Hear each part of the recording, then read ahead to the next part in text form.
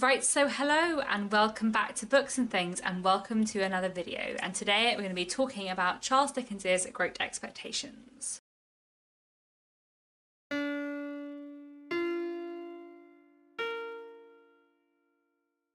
Great Expectations was the mega Dickens read-along book for May and June, and I'm finally talking about it in August. I'm sorry that it's taken me so long. July was just very mad, but I'm very excited to be talking about Great Expectations today because I love it a lot. I can't believe we're getting so close to the end of the mega Dickens read-along. If you don't know what the mega Dickens read-along is, I will leave links down below, but it's a 2-year read-along where we have been reading the novels of Charles Dickens in publication order, and that's been really interesting. We only have 1.5 books left to go, which is very sad, but Great Expectations was Charles Dickens' penultimate finished novel, and it is wonderful. So let me talk to you about that today. The first part of this video will be spoiler free, and I will let you know before I go into spoilers. I think it will be probably a bit earlier in this video than it sometimes is in my Mega Dickens read-along reflections videos, because I tried very hard to think of things to say about the themes of Great Expectations without spoilers and really struggled. So before I get into all my thoughts about Great Expectations, let me tell you a bit about what it is about. Great Expectations is a coming-of-age story, a building zero man, told in first person from the perspective of Pip. His real name is Philip Pirrip, but he always goes by Pip. Pip is an orphan. He comes from a working-class background, and he is raised by his sister and his brother-in-law. He is apprenticed to his brother-in-law Joe, and he is due to become a blacksmith. But he's told one day when he's in his late teens that he has great expectations that someone, a mysterious benefactor, is going to leave him a lot of money and he is going to be a gentleman, and this catapults him into a whole new life, and we follow everything from there. So to begin with my kind of general thoughts, this was I think my 4th or 5th read of Great Expectations, and goodness did I love it. I just think Great Expectations is really good. Like, I just think it's a truly incredible, fantastic novel, like probably the best place to start with Dickens, a great place to continue with Dickens. Like, I just think it's really very good, and I think for me it is both like, it's really Dickensian, and it has the like Dickensian wackiness and humour that I love, but it's also very gritty and sad and dark, and it's also got great character development. The first person narrative makes it really accessible, I think, for newer readers to Dickens, and I just think the atmosphere is amazing, and there's just so much about it that I think is very fantastic. I don't think it will ever be my absolute favourite Dickens, because my favourite Dickens books do tend to be the big sprawling third person ones with a lot of different characters and a lot of different plot threads, and Great Expectations is not that. But I do think, like, maybe it is his best. Maybe, I don't know. I think it's really good. When I was younger, I used to find Pip really annoying as a character because he makes a lot of mistakes and he is very foolish in many ways. And he is quite young. He's sort of in his late teens, early 20s in most of the book. And I think when I was in my late teens, early 20s, I had no patience with Pip's foolishness, because I was like, you know, I'm very young and I would never be so foolish as Pip. But now that I'm quite a lot older than that, I think I have a lot more like sympathy for Pip and a lot more like patience with his character flaws. And also like the novel is told from an older Pip looking back on his younger self, and it's very clear when older Pip disapproves of younger Pip. I just think the Great Expectations is so good, and now that I no longer find Pip annoying, this book is just flawless. And yeah, I feel like when I do a re-ranking of all of Dickens's novels, which I'm gonna do in October when the Mega Dickens read-along is over, I feel like Great Expectations will rank quite highly. I feel like the top 4 Dickens books will probably always stay the same, but you know, there's gonna be contested battle for number 5. Anyway, I didn't read this physical edition. I listened to the audiobook narrated by Martin Jarvis, which I really enjoyed. I listened to quite a lot of Great Expectations while on some long drives, which I really enjoyed, and I just had a lovely time listening to this book. Throughout the Mega Dickens read-along, I've been really enjoying thinking about each Dickens novel in terms of its chronology and where it falls in Dickens's career. And Great Expectations is quite an interesting one to think about in terms of chronology, because obviously it is quite a different Dickens book, being all in first person. And it feels in some way like a kind of natural successor to David Copperfield, the other Dickens book, which is all in first person. But actually, I feel like Dickens has changed quite a lot since David Copperfield. I think I often talk about Great Expectations and David Copperfield together because they're both in first person and they're both coming of age stories. But actually, I feel like they are quite different. And you can see a lot of themes in Great Expectations that you see in other later Dickens books. So for example, I think you can see the theme of kind of like imprisonment and also of sort of parents and children driven that we see in Little Dorrit and Tale of Two Cities. They come up a lot in Great Expectations too. The parent-child relationships are biological in Little Dorrit and Tale of Two Cities and are like surrogate in Great Expectations. But you know, Miss Havisham and her adopted daughter Estella are really interesting to look at, and Pip has sort of various parent figures across the novel. I think the Great Expectations probably has more theme-wise in common with Little Dorrit, especially thinking about the ways that it looks at class and money and social mobility. But plot-wise, I think it has the more kind of like tighter, more dramatic elements of A Tale of Two Cities. We've spoken previously in these videos about how Little Dorrit is very character-driven and A Tale of Two Cities is very plot-driven. And while I think I love Little Dorrit more, while I do love Little Dorrit more than Great Expectations, I feel like Great Expectations does have a really great balance of plot and character. It kind of has that like perfect in-between space between Little Dorrit and Tale of Two Cities. It also has a lot in common with Our Mutual Friend, the next mega Dickens read-along book, in terms of its themes. The way that it looks at money and class and social mobility, the differences between having class and having money, the way that it looks at crime, the way that it looks at the River Thames and is really focused on the River Thames.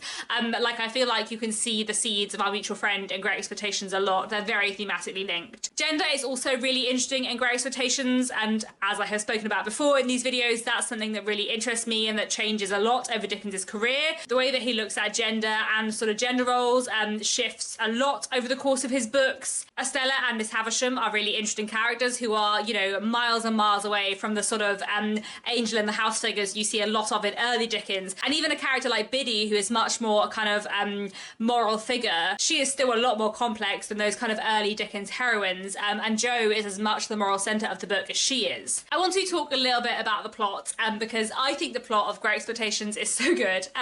There are lots of twists and turns, and I just think it's really, really well done. The main plot, I guess, is kind of Pip's character arc, his coming of age story, and that is done fantastically. He learns and grows and changes so much, and I feel like his character arc is just really well drawn. But the other threads too, his relationship with Estella, with Jo, all the dramatic stuff that happens later on, like I just think it's really well done, and the ending is great. We're going to talk a bit more later on about the very, very end of the novel and its significance, but in general I find the ending sequences of Great Expectations really interesting. Overall, I feel like the plot is just clever and unpredictable, and it is such a readable, compelling novel, and I just had a great time with Great Expectations. I just think it's so good. Before I talk about characters, I did want to briefly mention atmosphere, because I feel like that's not something I have been speaking about much in the Mega Dickens read-along, but I do feel like Great Expectations and also Our Mutual Friend are hugely atmospheric books, and the atmosphere in Great Expectations is just so well done and so rich. There's so many really atmospheric, eerie scenes, and there's so much like use of the Gothic in Great Expectations in really clever ways, and I just really enjoy the way Dickens plays with atmosphere here. The characterization is really strong in Great Expectations. As I've already said, I think Pip is really well drawn, and his character arc and his changes over the course of the book are so well done.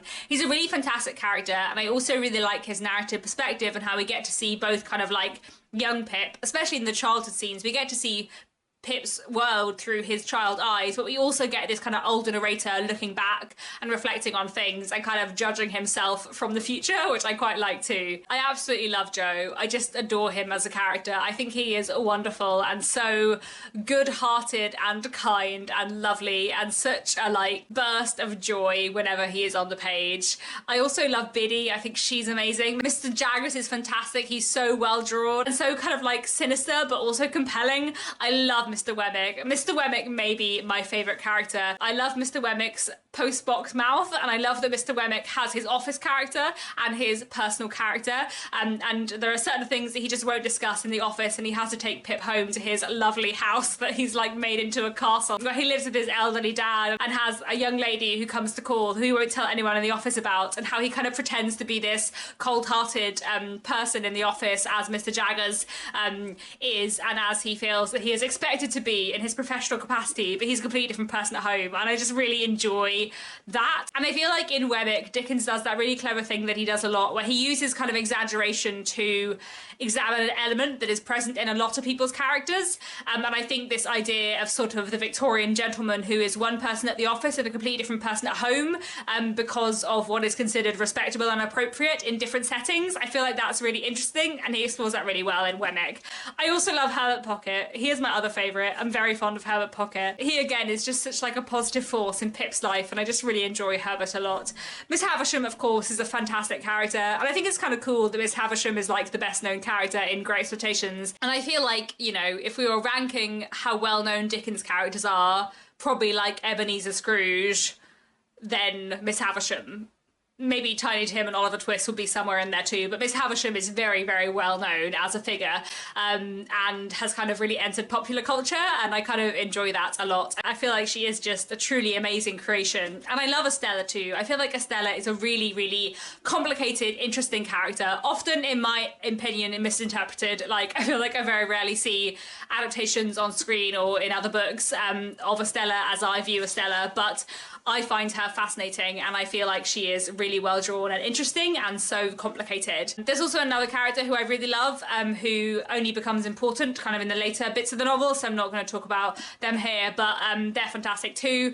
But really all the characterization in Great Expectations I think is so good. Like, even the really minor characters like Mr. Pumblechook, like even Trabb's Boy. I love Trabb's Boy. No one but Dickens would have a character such as Trabb's Boy. Okay, so next we're going to talk about themes, but I have a lot to say about the themes, and I don't think there's really anything that I can say without spoilers. I was trying very hard to think of thematic things I could discuss without spoiling the story, but I just don't think there is because of the way the plot works in Great Expectations. So all I'm going to say is that Great Expectations looks really, really interestingly at class and money and social mobility, at crime and justice and revenge, at misjudgments and miscommunications and mistakes, at cycles of hurt. It talks really interestingly about family and parents and children, and about love and unrequited love, and that is all I can say without spoilers. So let us move into the spoilery section of this video. Now that we're into spoilers, let's talk about class, money and social mobility in Great Expectations.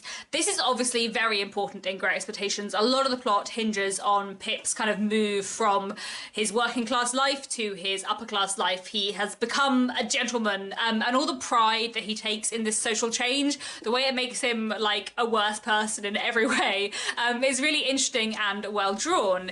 But we have a lot of other kinds of social mobility going on in Great Expectations too. We have Estella, who is the daughter of two impoverished criminals, members of the underclass really, who was adopted by the wealthy Miss Havisham and brought up as a lady. We have Magwitch, Estella's father, who is, you know, a member of the underclass who, when transported to Australia, manages to make a lot of money and changes his life. He becomes very, very wealthy, but he does not become a gentleman. He knows that he can never really be a gentleman. You know, Pip shrinks from him because of the fact that he is so very much clearly not a gentleman, and he's always kind of apologising for being low. And he has this kind of real, like, self-consciousness about his position, which is really interesting. But while Magwitch knows that he cannot make himself a gentleman, he can make a younger person a gentleman. He thinks it's not too late for Pip, this boy who helped him to become a gentleman, so he raises him up. He has Pip educated. He plans to leave his fortune to Pip, and Pip in his late teens kind of is transferred from being a blacksmith's apprentice to being a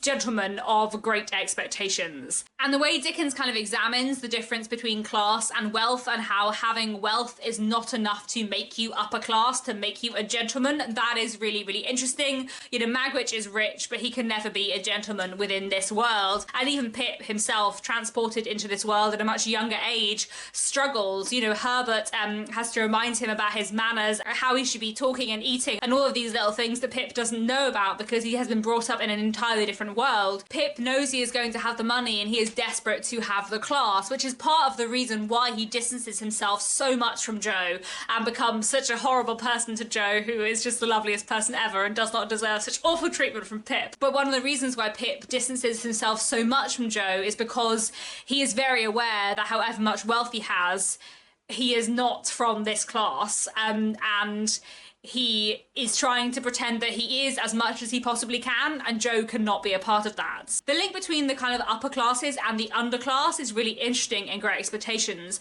You know, Mr. Jaggers is a kind of upper middle class, well-respected lawyer doing very well for himself, who associates with criminals on a daily basis as part of his business. Miss Havisham, unknown to her, has adopted the daughter of a criminal, and Miss Havisham's former fiance, Comberson, declares himself a gentleman and kind of has the air and birth birth and education of a gentleman, but he is also very much a criminal who kind of becomes part of the underclass, which kind of leads us on to talking about crime, justice, and revenge. Really interesting themes within this novel. Crime is obviously a very important theme in Great Expectations.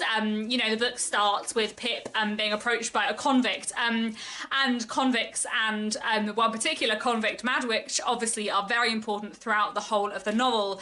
And crime is obviously a real interest for Dickens. Like, you can see elements of crime in a lot of his novels, especially in the second half of his career. And these themes kind of tie in as well with the themes of imprisonment, which we saw in Little Dorrit and Tale of Two Cities. There's a really powerful bit in Great Expectations where Magwitch tells Pip his story, the life that he has led, and basically how unavoidable a criminal life has been for him because of the chances he didn't have in life. And then he also talks about how he was treated in courts in comparison to Compeyson. Compeyson, being a gentleman, was always treated so much more favourably and looked upon so much more favourably than Magwitch. Magwitch, being from the underclasses, was never given the benefit of the doubt, and all blame was laid on him that should have been laid on Compeyson. And there are a lot of reasons why Magwitch chooses to kind of adopt and make a gentleman of Pip, and I'll talk about more of them later. But one reason, I think, is because Compeyson has always considered himself so much superior to Magwitch, and Magwitch knows that he cannot be a gentleman like Compeyson, but he can make someone else a gentleman who will be a better gentleman than Compeyson. Compeyson and Magwitch are in many ways driven by their kind of hatred of each other and their desire for revenge. We know that Magwitch could have escaped from the prison ship early on in the novel, but he didn't, because he wanted to make sure that Compeyson was caught more than he wanted to be free himself. But they're not the only people in the book driven by revenge, and Miss Havisham wants revenge on all men because of what Compeyson did to her, and her efforts for revenge kind of drive the novel forward in many ways too. Another interesting theme in this book is kind of like mistakes and misconceptions and misjudgments. This book is full of people making mistakes and not understanding each other. Pip continually fails to understand those around him. He assumes that Miss Havisham is his patron. He misjudges Biddy almost purposefully at times to make himself feel better. He misjudges Joe and looks down upon him. He looks down on Magwitch too because of his background, and over time he realises how wrong he was. He doesn't understand Estella. He never really understands Estella, and part of Pip's kind of journey in the book is kind of understanding how wrong he was about so many things and learning from all the mistakes that he has made. But other people make mistakes too. Miss Havisham has this grand plan for Estella to kind of use Estella to wreak revenge on all men, but it really backfires on her in so many ways. One, because she basically ends up pushing Estella into a very unhappy marriage and causing suffering for the person who she loves, the only person really who Miss Havisham loves. But also because Estella doesn't really love Miss Havisham in return, because how could she when Miss Havisham has only ever taught her to hate people? She has brought her up in cold isolation, and then she wonders why Estella isn't as fond of her as she is of Estella. In trying to undo her own wrongs, she ends up wronging her adoptive daughter so much, and that is really interesting, which kind of leads me on to talking about cycles of hurt, which I think is something that you see in Great Expectations, and it's something that we see in Tale of Two Cities on a much bigger political scale. But in Great Expectations, we see it on a very personal scale. Miss Havisham has been hurt by Compeyson, so she teaches Estella to hurt others in a way that means Estella ends up hurting both Miss Havisham and Pip, and also herself, ending up in a horrible marriage to Drummle. I know that some people sort of read Estella's marriage as sort of her being symbolically punished for not being in love with Pip, but I have never read it that way. I have always read it more as about cycles of hurt. It all comes back to Miss Havisham and Compeyson, and how kind of this hurt is passed on between so many people. I want to talk a bit about kind of parental figures in Great Expectations. We obviously have the very toxic, quite dysfunctional mother-daughter relationship between Estella and Miss Havisham, and Pip also has a lot of different parental figures. Joe and Mrs. Joe obviously raise Pip almost like they're his parents, even though they are in fact his sister and brother-in-law. Joe is sort of both a surrogate father and a surrogate older brother for Pip, but Pip also finds parental figures in other places. There is Miss Havisham, who he is desperately hoping is making his fortune, who is gonna want him to marry Estella, even though that is not the case at all. He kind of puts on Miss Havisham this sort of fairy tale, fairy godmother role. Even Mr. Jaggers, I think, has a bit of a parental role for Pip. This person who has this responsibility over him, who Pip is often going to for answers, but who never has any answers to give him. Again, it's Pip kind of imposing parental figures on people who are not really in the position to give him what he needs. And then on the flip side, we we have Magwitch, who is purposely kind of putting a parent-child relationship on him and Pip. He has made Pip's fortune, he has made Pip his heir, and he is desperately fond of Pip and kind of views Pip as his son. But Pip does not want to view Magwitch as his father. Pip wants nothing to do with Magwitch when he first appears, because he is horrified both that this man has been a criminal and a convict, but also because he is horrified to find that his patron is not Miss Havisham. Over time, of course, that does change. He becomes much more fond of Magwitch, and it's really interesting to see how their kind of relationship changes and grows. I also find it really interesting to think about how Magwitch views Pip, because I think he definitely does view him as his kind of adoptive son.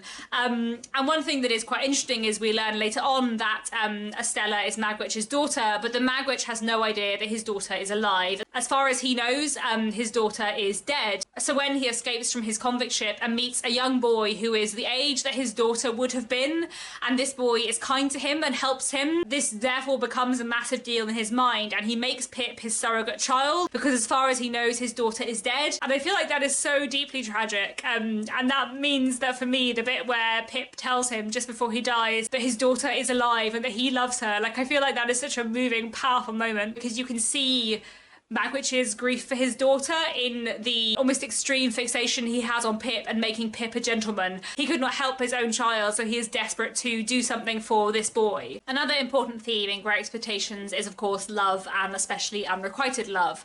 Pip's love for Estella is obviously a very, very important part of the book, and that unrequited love and how it drives him in so many things is really interesting. His love of Estella is so bound up with his desire to be a gentleman that it's almost hard to know, like, what causes one, what causes the other. Does he want to be a gentleman so that he is worthy of Estella, or does he want to in part marry Estella because that would prove that he is a true gentleman? But he also, of course, has this sort of deep, long-standing attachment to her that he has had since they were children. I'm going to read one speech from Great Expectations that I always think is a really powerful, interesting one, and that I do think is beautifully written, you know, as Dickens always is. You are part of my existence, part of myself. You have been in every line I have ever read since I first came here, the rough common boy whose poor heart you wounded even then. You have been in every prospect I have ever had since, on the river, on the sails, in the ship, on the marshes, in the clouds, in the light, in the darkness, in the wind, in the woods, in the sea, in the streets. You have been the embodiment of every graceful fancy that my mind has ever become acquainted with. The stones of which the strongest London buildings are made are not more real or more impossible to be displaced by your hands than your presence and influence have been to me, there and everywhere, and will be. Estella, to the last hour of my life, you cannot choose but remain part of my character, part of the little good in me, part of the evil. But in this separation, I associate you only with the good, and I will faithfully hold you to that always, for you must have done me far more good than harm. Let me feel now what sharp distress I may. Oh, God bless you, God forgive you. And that is such a great speech, and it is really beautifully written, and I do feel like Pip's love of Estella is really well written. But I also think that his sort of, like, obsessive worship of Stella isn't really shown to be that healthy either. Like, it definitely feels a lot less healthy than the kind of comfortable understanding we see between Joe and Biddy, or Herbert and Clara, or Mr. Wemmick and Miss Skiffins. And even Pip, I think, realises how unhealthy and damaging his love for Estella is. You know, during his illness, when he is realising how wrong he has been about everything, he decides he's going to try and go back and try and marry Biddy.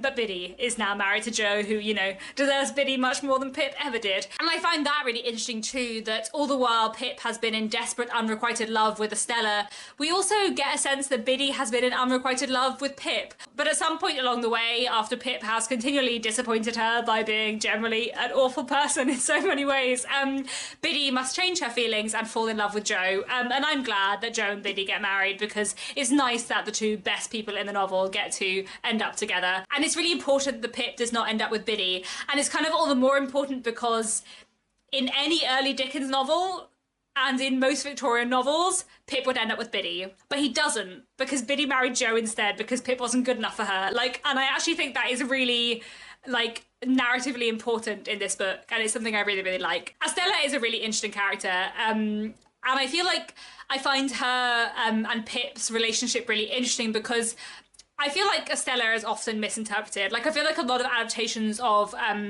Great Expectations show her as, like, emotionally oppressed, or having, like, a deep check on her emotions rather than being emotionless. And there's a difference. I feel like a lot of people read Estella as actually being a bit in love with Pip, but just like keeping it under wraps because that's how she's been taught. But I don't actually think she is in love with Pip. I think she isn't in love with anyone. She's had a really messed up upbringing, and that is not really within her capabilities. I really liked the 2023 Great Expectations interpretation of Estella. I feel like that's the only adaptation I've seen that's interpreted Estella really, really well, and in the way that I interpret Estella. It's a shame that I hated pretty much everything else about that adaptation, and it's a shame that they absolutely ruined the ending. But I did find that their interpretation of Estella was very interesting. But anyway, I have never interpreted Great Expectations as Estella being secretly in love with Pip, but making another marriage because she doesn't allow herself to make the emotional choice. I have always read that she is not in love with Pip, but she does view him as a friend. They've known each other for a long time, and he is one of the few allies she has. And part of the sort of tragedy is that Pip could never accept being valued just as a friend by Estella. Anyway, that kind of leads us on to talking about the ending. Before I get on to the very end, I want to talk a little bit about the kind of plot in the second half, and a little bit about the kind of great Magwitch twist. It's really hard to know, because I've read this book so many times, how out of the blue it is. The Magwitch is actually the patron of Pip, not Miss Havisham. I feel like the first time I ever experienced the story of Great Expectations was not actually reading the book. I went to see a stage adaptation of it, and when I first experienced the adaptation on the stage, I was so shocked and surprised when it turned out that Magwitch, the convict, was the patron, and I was amazed.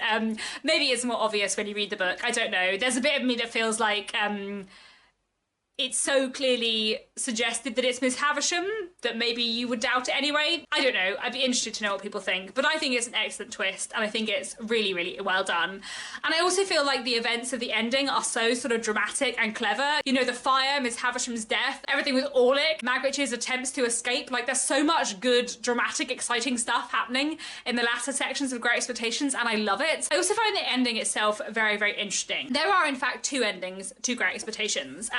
The ending that was published and that is printed in all editions of Great Expectations is not actually the original ending that Charles Dickens wanted the book to have. He wrote a different ending in which, rather than Estella and Pip meeting at Satter's house, they meet in London in the street. Estella has remarried, and her and Pip kind of exchange pleasantries and then part forever, and that is the ending of the book. I'll read it for you because I do think it's really interesting if you haven't encountered it before. It was 4 years more before I saw herself. I had heard of her as leading a most unhappy life, and as being separated from her husband, who had used her with great cruelty, and who had become quite renowned as a compound of pride, brutality, and meanness. I had heard of the death of her husband from an accident consequent of ill-treating a horse, and of her being married again to a Shropshire doctor who, against his interest, had once very manfully interposed on an occasion when he was in professional attendance on Mr. Drummle, and had witnessed some outrageous treatment of her. I had heard that the Shropshire doctor was not rich, and that they lived on her own personal fortune. I was in England again, in London, and walking along Piccadilly with little Pip, that's Joe and Biddy's son, when a servant came running after me to ask if I would step back to a lady in a carriage who wished to speak to me.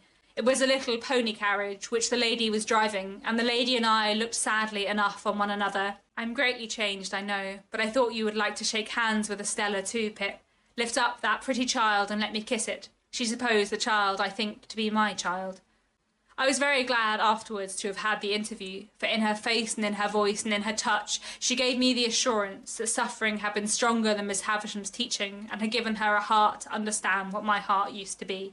And Dickens's friends all told him that it was too sad an ending for Pip and Estella not to end up together, so he rewrote the ending, and so in the final published ending of the book, Estella and Pip meet at Satter's house and have a conversation. I have often thought of you, said Estella. Have you? Of late, very often. There was a long, hard time when I kept far from me the remembrance of what I had thrown away when I was quite ignorant of its worth. But since my duty has not been incompatible with that omission of that remembrance, I have given it a place in my heart. You have always held your place in my heart, I answered, and we were silent again until she spoke. I little thought, said Estella, that I should take leave of you in taking leave of this spot. I am very glad to do so. Glad to part again, Estella? To me, parting is a painful thing. To me, remembrance of our last parting has been ever mournful and painful. But you said to me, returned Estella very earnestly, God bless you, God forgive you. And if you could say that to me then, you will not hesitate to say that to me now. Now when suffering has been stronger than all other teaching and has taught me to understand what your heart used to be. I have been bent and broken, but I hope into a better shape. Be as considerate and good to me as you were and tell me we are friends. We are friends, said I, rising and bending over her as she rose from the bench. And we'll continue friends apart, said Estella. I took her hand in mine, and we went out of the ruined place. And as the morning mists had risen long ago when I first left the forge, so the evening mists were rising now. And in the broad expanse of tranquil light they showed to me, I saw the shadow of no parting from her. But interestingly, Dickens changed that final line again in another later edition of Great Expectations. And when it was first published in one volume in 1862, he changed that final line to, I saw no shadow of another parting from her. And actually, I was just doing a quick assessment of my 3 editions of Great Expectations, and the Penguin Classics edition has the final line being, I saw the shadow of no parting from her. But the other 2 editions and my audiobook have the final line being, I saw no shadow of another parting from her. So it's really interesting to see how Dickens messed around with the ending and changed it so much, especially the line that has ended up in most, though not all, of Great Expectations as the ending line, I saw no shadow of another parting from her. That line is much more ambiguous, and to me, I have always read that line as there's not going to be another parting between them because they are parting forever. Not that they're going to stay together forever, they're going to part forever. But in the line that's published in the serial edition, I saw the shadow of no parting from her, which, to be honest, doesn't really make that much sense, but they're definitely more strongly implies that they're not going to part. Basically, Dickens didn't want Estella and Pip to end up together at the end, but lots of people who read the book were like, no, they definitely should, and therefore Dickens kind of gave in to them and then decided against it and made it more ambiguous. That's what I think happened. And therefore, in my mind, Pip and Estella do not go off into the sunset and get married. In my mind, they part friends. And you can tell in that scene, Estella is saying goodbye to Pip. She is not saying, let's be together forever now. She is saying goodbye. So in my head, that's what happens at the end, and they don't stay together. But obviously it is open to interpretation, and different versions of the ending have very different interpretations. Anyway, I don't think there's anything left to say. I find Great Expectations a wonderful, interesting, fascinating novel, and it was a great pleasure to reread it, and it's been really fun talking about it today. So do let me know down in the comments what you think of Great Expectations. Otherwise, I think that's all for now. Thanks very much for watching, and I'll be back very soon with another bookish video.